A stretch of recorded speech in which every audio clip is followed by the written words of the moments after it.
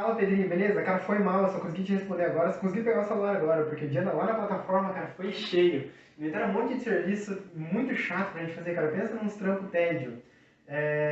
Só cheguei em casa agora, até fechei a válvula uma meia horinha mais cedo, porque, cara, não aguentava mais aquele lugar, só queria chegar em casa logo.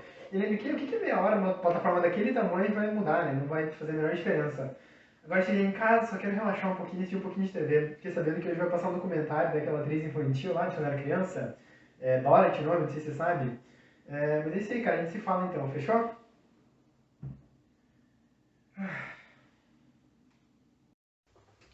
Olá, tudo bem? Sejam muito bem-vindos ao Terça Espetacular, especial sobre engenharia.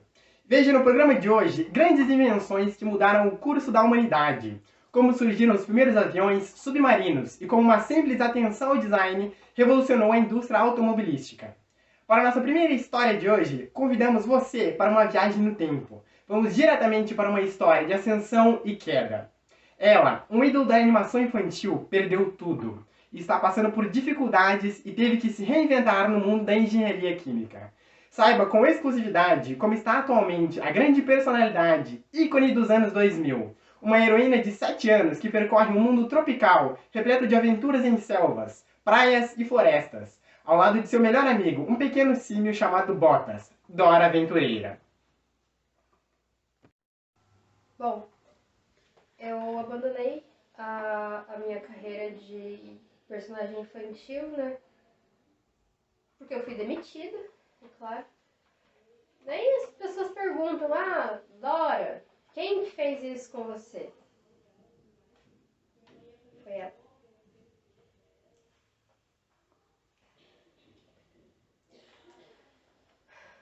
Cara, ela nem conversa com as crianças, sabe?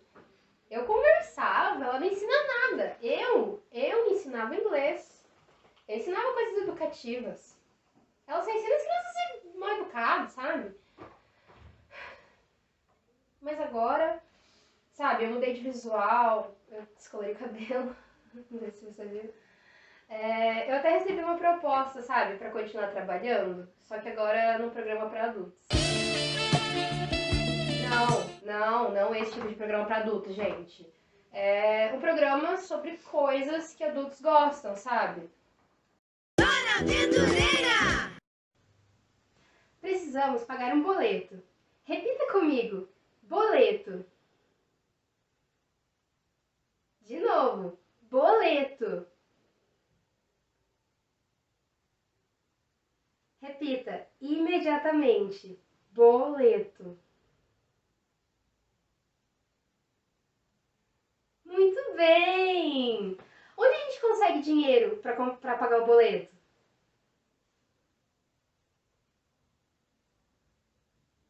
Isso, na carteira. Vamos pegar o dinheiro.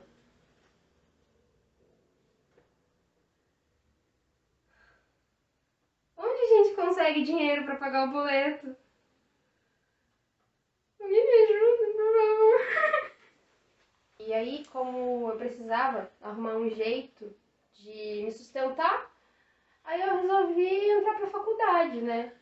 Bom, meus amigos sempre me indicaram que eu fizesse letras, porque eu já trabalhava com inglês e tal, mas assim, eu sou uma pessoa bem de humanas, assim, eu gosto até de fazer arte, coisas do tipo.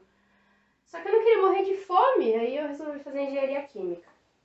Aí agora eu posso trabalhar no meu programa de uma forma mais voltada pro meu nicho, né?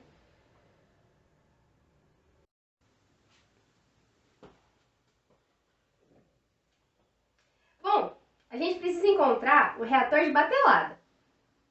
Por acaso, você sabe para quem pedir ajuda para encontrar o reator de batelada? Isso mesmo! Vamos pedir ajuda para o diagrama de processo. Diga bem alto, diagrama de processo. Mais alto! Eu não estou ouvindo. Mais alto! Diagrama de processo, diagrama de processo, diagrama de processo. Veja! O nosso reator de batelada está recebendo uma vazão mais baixa do que o normal. O que pode estar acontecendo? Oh, não! O operário está mexendo a nossa válvula gaveta. Repita comigo. Operador, não mexa. Operador, não mexa. Operador, não mexa. Ufa, conseguimos impedi-lo. Muito obrigada.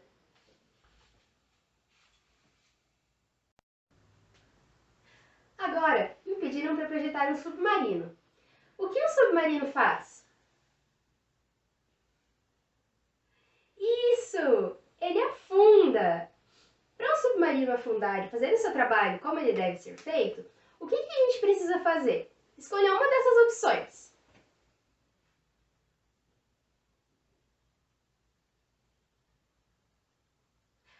Isso mesmo! Você deve levar em conta que no princípio de Arquimedes, um fluido inicialmente na condição de equilíbrio de forças, ao sofrer uma perturbação, por exemplo, a introdução de um objeto nele, como um submarino, ele realiza uma força contrária à força que o corpo introduzido gera. Essa força é conhecida como força de empuxo.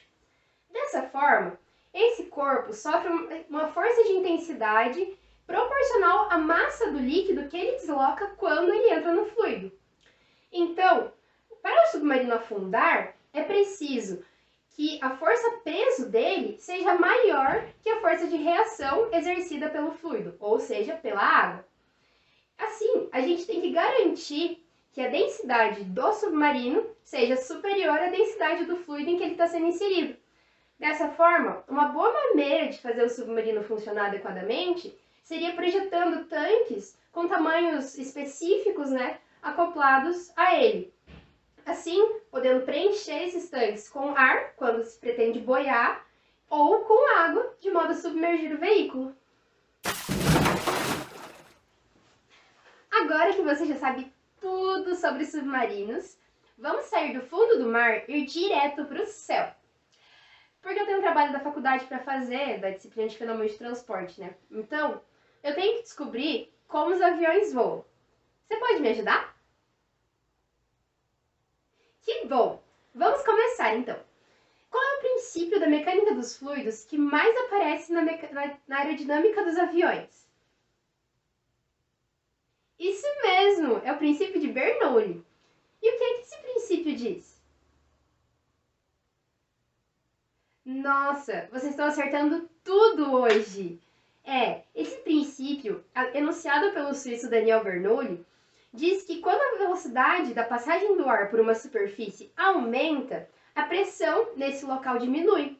E aí, os engenheiros começaram a projetar os aviões e desenharam as asas deles de modo que o ar passasse mais rápido na parte de cima e mais devagar na parte de baixo, fazendo assim a pressão na parte de cima diminuir, ficando menor, e na parte de baixo ter uma pressão maior, certo? Então essa diferença de pressão iria sugar o avião para cima, gerando um empuxo que fosse suficientemente grande para fazer o avião levantar voo.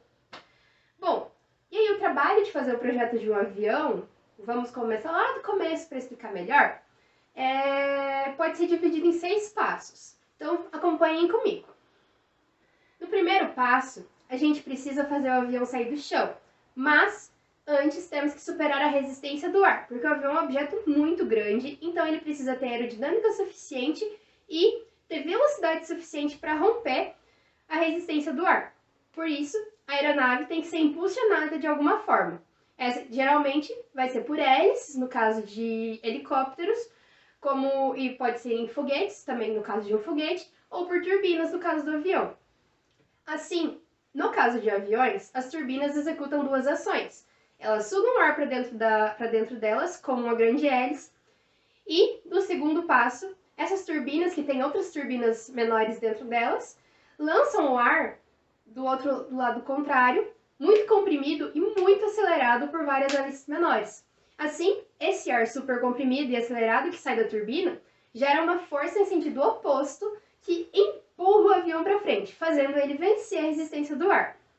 Assim, como terceiro passo, depois de vencermos a resistência do ar, temos que superar esse peso de centenas de toneladas que o avião tem, que vai grudar esse avião no solo. E quem vai fazer isso são as asas, que são especialmente desenhadas para criar um empuxo. Assim, no nosso quarto passo, que é o design das asas, a gente tem um design parecido com esse daqui.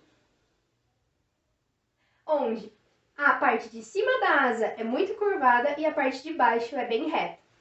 Assim, quando o ar passa pela asa, gera um aumento de velocidade na parte de cima, porque ele precisa superar um caminho muito grande no mesmo tempo de espaço em que ele passa pela parte de baixo. Então, o ar de cima tem mais velocidade e menos pressão. E assim, essa diferença de velocidade da passagem do ar na parte de cima e de baixo da asa do avião faz com que a pressão da parte de cima da asa seja menor do que embaixo.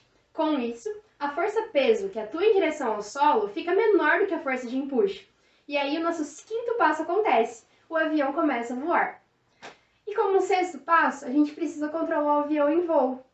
Então, nas asas, existem algumas possibilidades de realizarmos ajustes na velocidade do avião e na direção que ele está tomando, para cima ou para baixo. Então, as asas possuem algumas pás móveis chamadas flaps.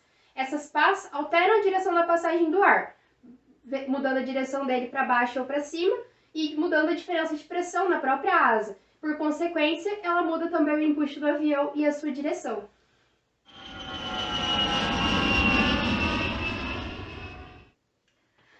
Trabalho concluído. E agora, eu vim para o meu estágio numa empresa automobilística. Aqui, eu projetei alguns carros de Fórmula 1. Vamos assisti-los correr? Isso. Ok. A gente tem esses 3 modelos de carro aqui. Todos eles têm a mesma potência, têm o mesmo peso e só o exterior deles é diferente. Qual dos 3 carros você acha que vai ganhar a corrida? Isso mesmo! Esse carro é muito mais aerodinâmico, então ele provavelmente vai ganhar a corrida. Porque o arrasto aerodinâmico no automóvel é função do seu perfil aerodinâmico. Veículos mais aerodinâmicos, como os carros da Fórmula 1, produzem menores arrastos. Dessa forma, eles consomem menos combustível, porque é necessário menos energia para vencer o menor arrasto. Assim, os projetos mais cuidadosos dos veículos atuais, incluindo principalmente os carros esportivos e esses modelos como os de Fórmula 1, reduziram os coeficientes de arrasto dos antigos veículos, que tinham uma faixa de 80% para os veículos produzidos lá por volta de 1920, para uma média de apenas 27% nos veículos produzidos atualmente. E assim, a força de arrasto atualmente não é tão fortemente sentida em baixas velocidades, mas a partir dos 48 km por hora, o arrasto passa a ter uma influência enorme e considerável na potência de um veículo.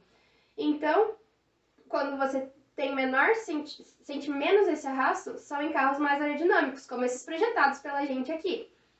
Tendo em conta que a potência gasta para vencer o arrasto é um produto da força de arrasto pela velocidade do veículo. Então, a velocidade do veículo, no caso de uma corrida, que vai ser muito maior, vai sofrer uma influência muito maior também da força de arrasto sobre ele. Muito bem, pessoal! Hoje vocês acertaram tudo! Mas agora é hora de dar tchau. É uma história muito emocionante mesmo, mas vamos aproveitar que estamos nesse clima sobre aviões e vamos falar deles que todos nós já fizemos em nossas vidas, os aviões de papel. Porém, esse grupo de engenheiros levou a brincadeira um pouco mais a sério e participou inclusive de competições de voo. O terço espetacular foi até a Indonésia, onde está acontecendo o 8º Campeonato Mundial de Aviões de Papel. E a nossa correspondente Maria Glória foi conversar de perto com o representante brasileiro dessa competição. Boa noite! Estamos aqui com o engenheiro químico e aeronáutico Xavier Dumont Bernoulli. Esse é o seu nome comprido, né? Sim, sim. Ele é atual vice-campeão mundial da modalidade de aviões de papel. Bom, você podia explicar pra gente um pouco melhor sobre como funciona esse esporte que você pratica? Então, para muita gente, o avião de papel sempre foi uma brincadeira, né? Eu, inclusive, desde criança, sempre gostei de brincar. O voo do avião de papel, na verdade, ele segue mais ou menos os mesmos preceitos ali do que o outro tipo de voo, né? Como aviões de verdade ou até pássaros. Isso inclui, então, o impulso, a sustentação, o arrasto, a força-peso e até a planação dele, né? De forma mais simples, o impulso e a sustentação ajudam a fazer com que o avião voe, né? Ou plane, no caso. Por outro lado, o arrasto e o peso são o que fazem ele desacelerar e cair. Bom, você pode explicar um pouco melhor pra gente sobre cada uma dessas técnicas e de tudo isso que envolve? Porque, assim, aparentemente eu tô tendo que fazer uma faculdade pra conseguir fazer um aviãozinho de papel de novo, né? Realmente, ter feito engenharia ajudou muito, né? Mas sobre os conceitos que você precisa conhecer para construir um avião de papel razoável, a gente tem que falar principalmente da construção do avião de papel, né? Ah, tendo cuidado também com a forma como cada dobra vai afetar o voo, né? Durante o percurso do nosso avião. Por exemplo, nas asas, é sempre importante que as asas sejam bem grandes, né? Para garantir uma sustentação no ar do avião por mais tempo, capturando mais ar, né, sobre elas durante o voo. Além disso, fazer dobras nas pontas laterais ajuda a diminuir os efeitos da turbulência, enquanto dobras nas partes traseiras garantem mais estabilidade ali. Sobre o equilíbrio ali do avião, então, quanto mais à frente tiver o centro de gravidade, né, que é o ponto de equilíbrio do avião, mais estável ele vai ser. E por consequência, né, maior vai ser a sustentação e a gente vai ter um voo mais longo e duradouro, que é muito importante para essas competições, né? Inclusive também é muito importante que o lançamento seja feito de uma forma muito específica, de uma forma muito correta, né? A gente tem que sempre fazer ele numa direção diagonal ali para cima, no ângulo ali de mais ou menos 45 graus, né? Que a gente vai ter um alcance maior, para que ele tenha tempo suficiente de voo para se estabilizar lá em cima e manter o voo, né? Enfim, daí a força tem que ser equilibrada, não pode ser nem muito forte nem muito fraca, né? Tem que ser ali na medida certa. Nossa, envolve muita técnica mesmo. Bom, quanto às dobraduras, é você mesmo faz os seus aviõezinhos? Sim, os aviões, quem projeta e constrói são eu mesmo, além do que o piloto, né? Ah, com certeza. Bom, então você pode, se você projeta seu avião, você pode mostrar pra gente como você faz essas dobraduras? Pode fazer um pra gente agora? Ah, não, com certeza. Se tiver uma folha de papel, a gente pode fazer. Ah, só isso que precisa. Só isso mesmo. Ah, claro. Eu vou procurar, sim. Obrigada. Primeiro a gente vai fazer, né, a nossa estrutura do avião de papel, que, né, é muito importante para o funcionamento dele, né, que ele fique bem estável no ar. Então a gente começa dobrando ele no meio e começa fazendo algumas dobras aqui bem estruturais para ele mesmo. A gente vai fazer aqui 2 triângulos, né, para fazer o bico do avião. E aqui o que eu gosto de fazer nesse avião para deixar ele mais estável e tal, diferente do avião de papel normal, que a gente só dobraria aqui, que ele teria asas muito pequenas e por isso ele não ia planar tão bem, a gente pode fazer o seguinte, a gente pode dobrar isso aqui tudo para dentro, e daí com isso a gente pode repetir o processo anterior. A gente pode fazer de novo as dobras para dentro, mas agora eu gosto de deixar um pouquinho mais de espaço para que o bico dele não fique tão pontudo, né? Até por causa de estrutura, quando ele cai, ele sofre várias quedas, ele pode ser avariado e estragar mais fácil. Assim a gente tem mais tempo de jogar, né? E de fazer vários voos com ele. Então eu gosto de fazer isso daqui. Inclusive, vai nos sobrar essa pecinha aqui, que pode agir muito bem como uma trava para o nosso avião. Aqui, a integridade estrutural dele vai ficar muito melhor. A gente tem como fazer com que, né, ele não se desmonte facilmente em meio voo, etc. Então, com isso, a gente tem a nossa base do avião e agora só falta a parte mais importante dele, né, que são as asas. A gente vai, então, dobrar ele aqui, bem nesse sentido, né, deixando a nossa trava bem em evidência aqui, que não vai deixar o avião se desmontar. E agora a gente vai para a alma do avião, né? Que são as asas. As asas, como eu falei anteriormente, elas têm que ser o maior possível. Para que, né, quanto maior a área dela, maior vai ser a força de resistência do ar. E por isso é mais fácil de vencer a força-peso do avião, né? Então ele vai ter uma sustentação maior e por isso um voo mais duradouro, né? Por mais tempo. Então com isso aqui a gente tem asas bem grandes. E como dito anteriormente, esse daqui é o nosso avião. Porém, aqui, dessa maneira, ele fica muito instável. Então, é sempre bom a gente pegar aqui a nossa parte de trás das asas e dobrá-las um pouco para cima. Porque daí, quando o avião está na velocidade que ele tá atuando, né, o nosso ar vai bater aqui e, tipo, ele vai impulsionar essa parte traseira, né, vai causar uma diferença de momento aqui no nosso avião, bater aqui atrás, fazer com que a frente dele se erga e mantenha o voo mais estável por mais tempo. Vamos testar? O lançamento também é muito importante. A gente deve pegar nosso braço aqui e jogar ele mais ou menos no ângulo de 45 graus. Vamos ver ele voando?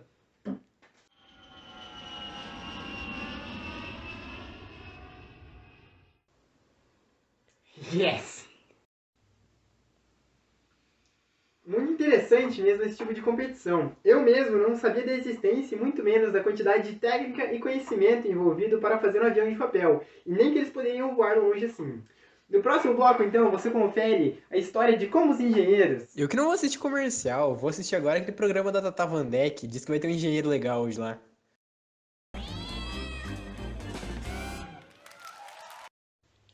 E estamos começando agora o Entrevista com o Especialista. Boa noite. Boa noite, Tata. Obrigado pelo convite. O senhor é? Eu sou o Márcio Nogueira. Eu sou engenheiro químico, né? Especialista na área de mecânica dos fluidos. Eu não tinha perguntado ainda, senhor. Bom, o senhor é engenheiro químico. Uhum. A sua idade? Eu tenho 42 anos. Você tá precisando dar uma descansada, né? Você sabe como é que é, né, Tata? Essa vida de engenheiro, muita responsabilidade. Ah, o senhor é engenheiro, eu já entendi já. Isso. Bom, e o que o engenheiro químico faz, então? Então, o engenheiro químico é responsável ali pelos maiores processos ali da nossa indústria, né? E de uma certa forma a gente move a economia do Brasil, né? Nossa! Do Brasil e do mundo, devo acrescentar. Do mundo? Tá, o senhor mexe com tudo, então. Sim, os campos da engenharia química, a área de atuação é muito vasta. A gente pode mexer, assim, desde tintas até a extração de petróleo lá da Petrobras. Então você sabe tudo. Com certeza. Qual que é a origem do universo? A origem do universo, então, teve um engenheiro químico... Não, então qual é a origem da Miss Universo? A origem da Miss Universo, ela é assim, ela é um evento televisionado, né? O senhor por acaso já fez um submarino? Não, mas eu tenho os conhecimentos necessários ali, eu sei como funciona O senhor nunca fez um submarino? Aquele que desce e vai lisinho? Sim, já fiz projetos ali que... Afunda, assim? Sim, que afunda. Já fiz projetos assim, de submarinos para as mais diversas aplicações.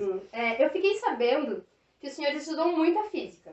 Com certeza. Então, assim, o senhor pode me informar, assim, se caso, no lugar de uma maçã, tivesse caído uma jaca na cabeça de Newton, onde estaríamos hoje? Estaríamos provavelmente no mesmo lugar, né? Você estaria aí conduzindo seu programa e eu estaria atrapalhando, né? Pois não. Nesse caso, as leis de Newton iriam se chamar só de lei? Elas provavelmente assim, porque Newton foi um grande pensador ali que avançou nossa ciência anos-luz, né? Mas se não fosse ele, teria sido outra pessoa, teria descoberto provavelmente um engenheiro químico. Ok, o senhor é engenheiro químico, correto? Correto. Então explique por que eu devo acreditar em bolinhas invisíveis que se juntam, mas eu não posso levar a astrologia a sério. Porque as bolinhas invisíveis, elas estão aqui de fato, elas estão interferindo, né, na nossa... Não pode provar isso, Eu posso te provar. Você pode encostar no seu computador, por favor? Encosta, só encosta nele. Se você sente ele, é porque tem átomos ali, tem bolinhas microscópicas. Mais do que microscópicas. Ok, o senhor está falando, o senhor está bem? O senhor precisa de uma água, um suco? Olha, uma água não precisa, mas se a senhora tiver um mate aí, seria muito bom grado. Mas eu vou providenciar. Calma aí, só um segundinho, doutor. Olha, aí sim. Isso mesmo. Isso mesmo. Sabia que você estaria preparada, Tata. Deixa eu... Com certeza. A gente deixar aqui sempre pra tá, gente né? matear. Com certeza. Eu fiquei sabendo que o senhor é gaúcho, né? É claro. Pois é, não com podia orgulho. faltar. Bom, se H2O é a fórmula da água, então H2O seria a fórmula do omelete? Provavelmente. Se assim for, qual que é a fórmula de sucesso? A fórmula de sucesso, você não vai acreditar se eu te falar. É engenharia química. Ai, meu Deus. Às vezes a gente precisa trocar de convidado, né? Bom, o senhor poderia me dizer se os grandes buracos da camada de ozônio seriam um problema diretamente relacionado à aerodinâmica das vacas? Provavelmente, porque se as vacas fossem mais aerodinâmicas, os flatos das vacas não abririam buracos tão grandes na camada de ozônio. Muito obrigada. Eu esperava que o senhor justificasse, com certeza. Se toda ação gera uma geração, se toda ação gera uma reação, toda reação gera geração, complete a frase, nada mal continua gera samba. Essa aí eu vou ficar devendo pra senhora. 1000 perdões. Para aumentar os rendimentos de uma indústria química, o senhor me recomendaria adquirir um grande cropped e reagir? Se sim, qual o tamanho indicado? Com certeza. Eu diria que um M. Muito específico, muito obrigado, senhor. O senhor lida bem com pressão? Com certeza. No caso de um catalisador pilotado por um Rubinho Barrichello, ele poderia funcionar de modo a atrapalhar a velocidade de uma reação? Sim, sim, ele seria um catalisador ali que, né, dificultaria as reações, as colisões. Ok, pra que a gente usa engenharia química ou a química mesmo na nossa vida? A gente usa para todos os lugares, como eu já disse, toda a indústria ali, a gente move o Brasil, a economia, a gente está movendo tudo, porque essa cuia aqui, o metal feito do qual foi feita essa bomba, teve com certeza no mundo do engenheiro químico. Então, com certeza. Qual uniforme vocês usam pra trabalhar? A gente usa normalmente ali ou um jaleco, né, ou uma roupa ali, um EPI, que vai nos deixar seguros ali dentro da indústria. Só isso, mais nada por baixo. Sim, porque ele atrapalha um pouquinho na ventilação. Pois não. O senhor com certeza já deve ter assistido Breaking Bad, né? Com certeza. Bom, obviamente, o senhor não é traficante nem nada, mas o senhor saberia fazer uma substância? Eu só acho assim que é meio indelicado a gente discutir isso em rede nacional, né? Não, mas depois eu passo Não, no beleza, zap. a gente certeza. conversa mais tarde. O senhor só usa banheiro químico? O senhor trabalha onde? Eu trabalho no braço ali brasileiro da indústria bem grande, né? Que é a Fluid Mechanics Limitada. Por favor, não faça marketing no nosso Perdão, programa, senhor. perdão. O que o senhor faz nas horas vagas? Eu estudo ali, tento me desenvolver porque eu sinto assim uma responsabilidade muito grande em avançar cada vez mais na sociedade. O senhor não tem amigos? Tenho, conheço milhares de outros engenheiros químicos. Não, amigos. Amigos? Amigos. É o meu círculo mais próximo, onde a gente discute ali como, né, a gente vai melhorar a qualidade de vida das O pessoas. senhor já tentou procurar um terapeuta? Sim, só que daí eu acabei trocando meu terapeuta e converso com outro engenheiro Sim, químico. obrigada. Por acaso, senhor, se vocês usam sempre, por que a tabela é periódica? Porque pela periodicidade dos elementos, eles são Ok, organizados... por acaso de seu uma maneira autor automática. preferido é o Ryan Reynolds? Com certeza. Acho um homem muito bem pessoado. Ok. Ter surpresa, qual o nome do cobre na tabela periódica? Seu. Quais são as abreviaturas de xenônio, rênio e cálcio? XE, RE e CA. No meu programa, senhor tá falando essas coisas? Sim, eu tô falando de elemento químico. Não foi isso que você me perguntou? Ok. Se um dia eu precisar, o senhor me cobre? Mas ali a gente deve começar, O senhor né? tem muito ódio no coração? Não. Ok. O seu filme preferido é o Titanic? Eu confesso que essa aí eu demorei um pouquinho pra pegar, mas... Essa eu fui buscar um pouco longe. Uhum. Fiz uma ligação química para os meus amigos, desmarcando o encontro. Mesmo assim, eles disseram que iam. O senhor gostou da história só de ouvir? Adorei a história. Muito, muito bem pensada. Se alguém piscar pra você é porque tá te dando mol? Com certeza, creio que sim, né? Ontem eu saí na rua e fui seguida por 2 elementos. Quais elementos são esses? Podem ser qualquer. Muitos deles. Você pode me dizer quais são? Ok. O senhor, por acaso, curte Sepultura? É um metal pesado? Assim, meu estilo de música é um pouquinho diferente, mas por que não? Sou bem eclético. Ok. Quem foi que inventou que passar mercúrio numa pessoa machucada era uma boa ideia? Olha, essa é uma ótima pergunta. Ok. Não vejo benefícios. Já te pegaram de cueca no meio do laboratório e disseram, engenheiro, que mico? Nesse caso específico não, mas já tiveram outras situações que a gente, né, paga um mico ali, outro. Uma dúvida, o senhor já mediu a densidade do seu volume? Eu não sei Ou se aqui mede só na hora do empuxo? Olha, eu não sei se é bem assim que funciona, mas pode ser. Se entrar muito oxigênio no meu vaso sanitário, pode gerar uma combustão? Com certeza, De fato. de fato. O senhor consegue mudar seu estado de sólido para gasoso? Não, infelizmente não. Muito obrigada, doutor, mas agora eu tenho que fabricar um submarino, que a natureza chama. Boa noite, esse foi a entrevista com o especialista. Aplausos por...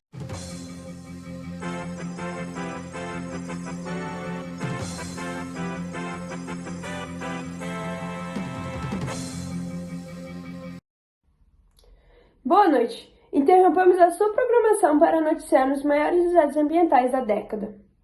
A Petrobras informou na noite desta terça-feira que detectou uma mancha decorrente de vazamento de óleo pela manhã em um dos seus tanques da plataforma localizados na cidade do Rio de Janeiro, que se encontra fundeada no campo Escarlate da Bacia de Campos, a aproximadamente 130 quilômetros da costa de Macaé, no litoral norte fluminense. Segundo a empresa, um plano de emergência foi imediatamente acionado pelas empresas e que medidas de controle de situação foram tomadas, cessando o vazamento. Porém, ainda se deve considerar a situação preocupante decorrente da grande mancha de óleo originada pelo vazamento. A engenheira química Cláudia Orleans, que é uma das responsáveis pelo setor onde ocorreu o acidente, explicou ao G1 quais são as possíveis consequências relacionadas ao espalhamento dessa mancha, bem como o que se espera de órgãos reguladores para evitar o pior. Boa noite, Renata. Estima-se que a área atual da mancha decorrente do vazamento seja de aproximadamente 307 mil metros quadrados, o que seria cerca de 10 toneladas de óleo liberadas em alto mar. E essa grande quantidade de óleo, considerando o arrasto das correntes marítimas da região, indicam que em aproximadamente 8 dias já poderiam ser notadas grandes quantidades de óleos nas praias de Macaé e na sua proximidade. E no momento, as autoridades elas buscam dispersar a mancha utilizando embarcações, bem como recolher a maior quantidade de óleo possível antes que o contaminante atinja a costa. Isso porque, como o óleo é menos denso que a água do mar, ele se encontra na superfície. Assim, uma boa maneira de cessar o ampliamento da mancha é implementar as barreiras flutuantes, de modo a assegurar que o óleo a modo de segurar o óleo, né, e condensá-lo, e facilitando a sua remoção. E após a chegada à costa, conta-se com o apoio popular e do governo regional para o recolhimento do óleo, o óleo e das limpezas, né, da praia, já que o dano será prejudicial a todos. E acidentes como este trazem danos imensos à natureza, tanto como a morte de animais costeiros ou de conjuntos de corais e algas marinhas.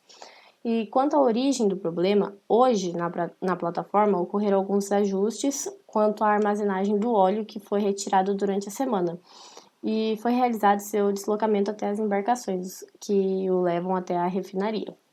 E acreditamos que o vazamento iniciou-se na ala 7, onde estava ocorrendo o preenchimento dos tanques com o óleo mineral, e verificou-se que um dos operários responsáveis deixou o setor antes do período devido, que sugerindo então que houve alteração no fluxo indicado, o que pode ter ocasionado um transbordamento ou um vazamento nos oleodutos, que foram projetados para receber determinados fluxos, né?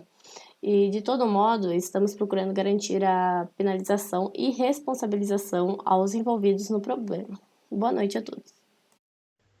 Nossa, cada coisa que fazem, né? Que responsabilidade. Espera aí, eu acho que eu conheço essa engenheira. É a Cláudia?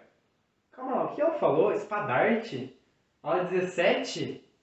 Meu Deus!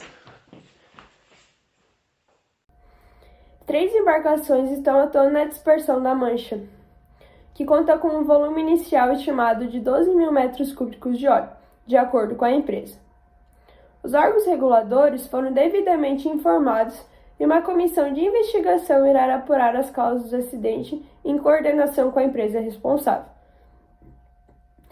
Esse incidente faz nos lembrar de um dos maiores problemas ambientais ocorridos no Brasil no ano de 2019, onde cerca de 194 praias brasileiras foram inundadas por petróleo puro, que conta com uma quantidade de cerca de 500 barris, ou seja, mais de 80 mil litros de petróleo puro foram lançados em alto mar por um navio que partia da Venezuela para a Europa. Atualmente, as autoridades e pesquisadores estão analisando a fundo o movimento das correntes marítimas do Atlântico, bem como o padrão de dispersão do petróleo no oceano, em busca de mais manchas e a fim de resolver esse acidente. Vale lembrar também que o dano não é só ambiental, também tem o dano à economia local, que pode perder até cerca de 40% da sua eficiência nos próximos dias, devido à baixa das visitações das praias, bem como a impossibilidade do comércio pesqueiro continuar com as suas ações. A maior parte dos produtos vendidos neste comércio conta com crustáceos, ou seja, camarões, ostras e pescados, entre outros frutos do mar que tem ali na região. Grande parte desses produtos, por se tratarem de animais filtradores, não poderão ser mais consumidos devido à contaminação do seu habitat natural. Além disso, já estão sendo notificados casos de animais mortos devido a esse vazamento. É preciso considerar que o ecossistema brasileiro é muito frágil e pode ser de grande indecência de animais que consumirem os rejeitos minerais, bem como sofrendo sequelas por terem tido contato com eles. Vale lembrar também que o ministro público foi acionado, porém o ministro do Meio Ambiente ainda não se pronunciou, nem se prontificou de auxiliar na resolução desse problema. A título de recordação, o Plano Nacional de Contingência para Incidentes de Poluição por Óleo em Águas sob jurisdição nacional, ou seja, o PNC, poderia ter sido acionado, porém teve seu comitê executivo completamente extinto pelo governo do Bolsonaro, logo no início do seu mandato. Ainda estamos aguardando o pronunciamento dos líderes governamentais. Então, por hoje seria isso. Tenham uma boa noite e agora ficam com The Voice Brasil.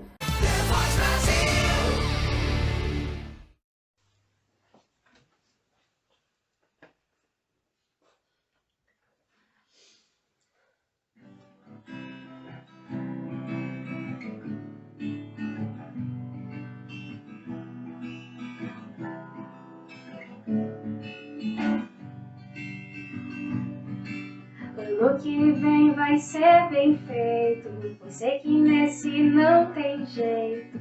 Em FT eu vou ficar. Tô implorando adicionais, mas tenho que correr atrás. Não quero ir de encontro ao azar. Confesso que já tô cansada, tudo mesmo uma prova danada. E esse ano tá muito corrido. Balancear não é segredo, mas Deus me livre, eu tenho medo. Em dinâmica dos fluidos tô. Até sonhei que projetava aviões e andava em uns carrões, mas logo acordei. Dinheiro químico não pode nem dormir. Vem o operar e mexe ali e sobra pra gente outra vez.